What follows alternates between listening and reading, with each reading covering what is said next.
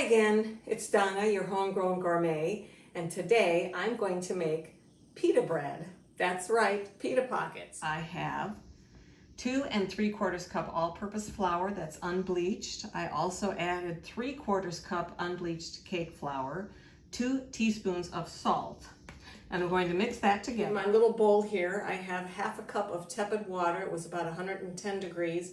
I added 1 packet of active dry yeast. And as you can see, it's starting to get a little foamy. That's exactly what I want it to do. Then I also have 1 cup of tepid water. Right now it's about 106 degrees. Perfect. 1 tablespoon of olive oil. So in the yeast goes.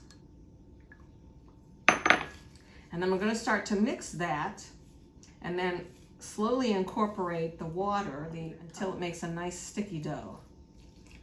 I want to put in my olive oil as well. One thing about pita bread, it is extremely satisfying when you bake it and those pockets form. Well, you'll see.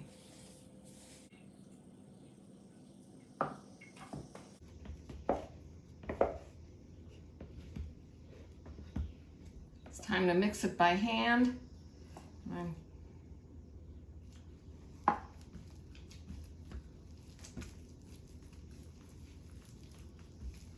We really have to knead this really well. I added maybe just a little bit too much water. I think I'm going to go for a little bit more flour. Yikes, here goes. There we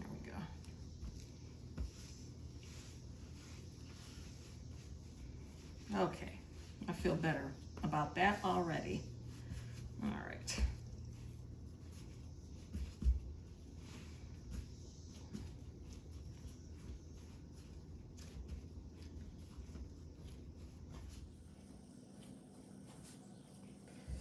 Okay, so this is going to go in here, and I'm going to let it sit for like 2 minutes, and then I'm going to come back and knead it really, really well for about 5 minutes. Okay, my dough has rested for a couple minutes. I'm going to take it out. I'm going to knead this very vigorously for 5 minutes. I'm going to take a little bit of flour, just in case it's sticky.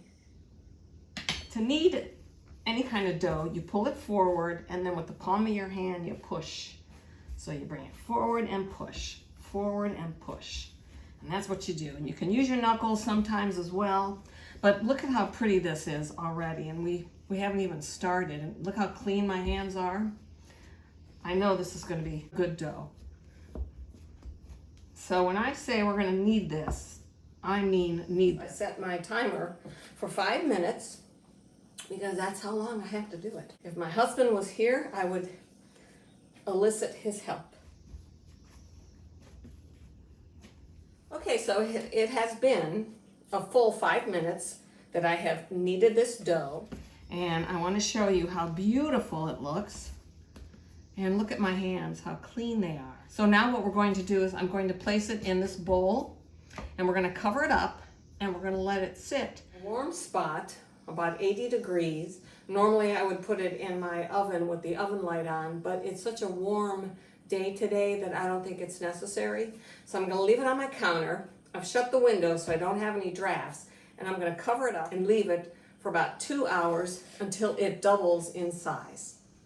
Well, it's been 2 hours. Let's check out the dough. It's definitely doubled in size. So now all I need to do is just punch it down by bringing the sides together,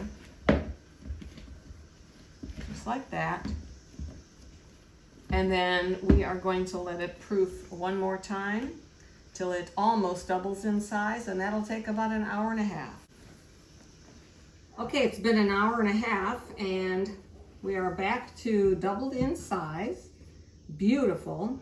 Now we're going to take our dough out. I need a little bit of flour on my surface. Okay, so we got about 25 total ounces of dough, and I know that because I weighed it on my scale.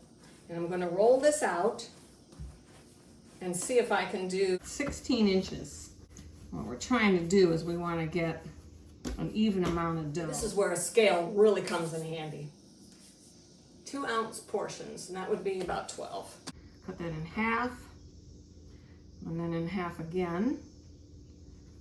And then I'll cut those into thirds, and that should be 12 pieces. And we're gonna try for about 2 ounces each.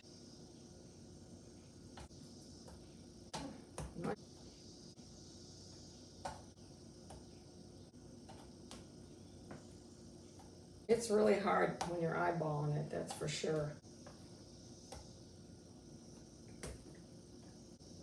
We're at 2 ounces a piece. We're going to take this and I'm going to bring the sides together, and then I'm going to turn it upside down and I'm going to roll it into a ball. Okay, so that there's no more seam. I'm going to set that aside. Do the same thing. Bring it together, turn it upside down, and roll it into a ball. I'm trying to eliminate any kind of seam. You want to make it as seamless as possible. Look at that, perfect. And keep going. Keep these covered till I'm done. Yeah, you don't want a seam because that's going to hinder your pocket from forming. All the dough has been rolled into balls. Now we're going to flatten them out like pancakes. Definitely need a floured surface. And then I need another area where I can just let them stay, because we're going to cover them with a towel and let them sit for 20 minutes while I heat the oven. So let's take the first one, roll it out into a nice pancake.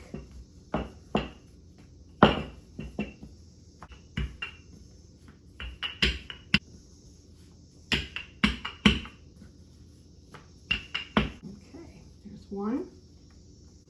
I'm going to keep it covered while I'm working on the next one. I don't want them to dry out. And as you can see, you have to be generous with the flour. Okay, this is my last one, and I'm going to roll it out like a pancake. I have plenty of flour because it's sticky, like I said, and it's pretty warm in here today. So here you go, we have a baker's dozen, 13 of them. So now I am going to cover this back up, and then I'm going to turn my oven on to the highest setting. Okay, my oven has reached 550 degrees. I'm going to take the rolled out pita pancakes, and we're going to put it in the oven.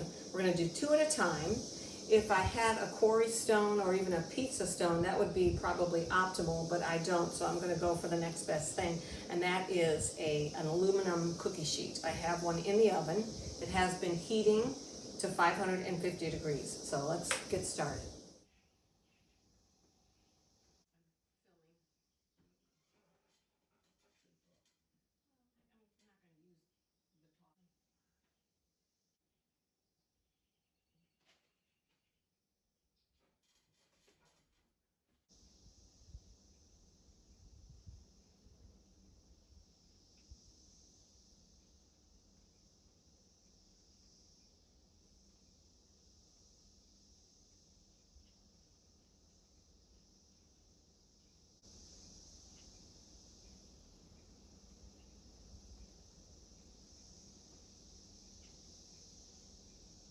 There you have it.